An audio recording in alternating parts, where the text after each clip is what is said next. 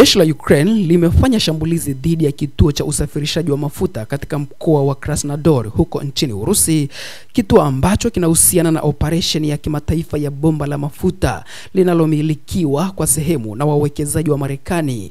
Wizara ya Ulinzi ya Moscow ilitangaza siku ya Jumatano. Rais wa Marekani Donald Trump alizungumza kwa simu na rais wa Urusi Vladimir Putin kwa zaidi ya saa 2 siku ya Jumanne. Viongozi hao wawili walitangaza kuwa maendeleo yamefikiwa kuelekea makubaliano ya kusitisha mapigano huko nchini Ukraine. Moscow ilikubali kusitisha mashambulizi dhidi ya miundombinu ya nishati ya Ukraine kwa siku 30, huku rais wa Ukraine Volodymyr Zelensky akitangaza hadharani kuunga mkono makubaliano hayo ya kusitisha mapigano kwa sehemu.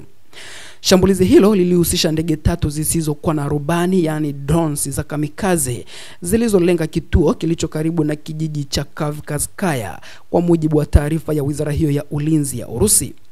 Kituo hicho kinatumika kusafirisha mafuta ghafi kutoka mizinga ya tren hadi kwenye bomba la mafuta linaloendeshwa na kampuni ya Caspian Pipeline Consortium CPC, ambayo ni kampuni ya kimataifa inayohusisha makampuni makubwa ya Marekani kama Chevron na Mobil.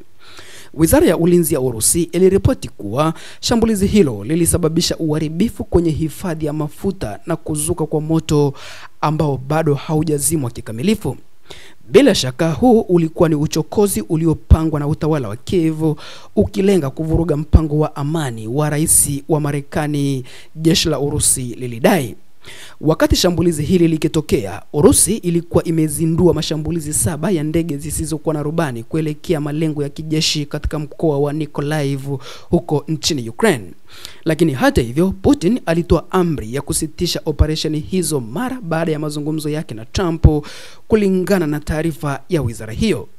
Jeshi la Urusi lilitumia mifumo ya ulinzi wa anga pamoja na ndege za kivita kuzizuia droni zake ili kuepuka kuvunja makubaliano ya kusitisha mapigano.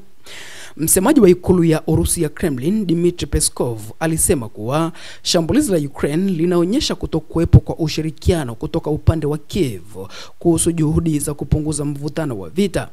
Tunachunguza kwa makini utawala wa Kiev kuona ikiwa kweli wanaunga mkono juhudi za Trump na Putin katika kutafuta amani, aliongeza msemaji huyo wa ikulu ya Urusi ya Kremlin, Dmitry Peskov.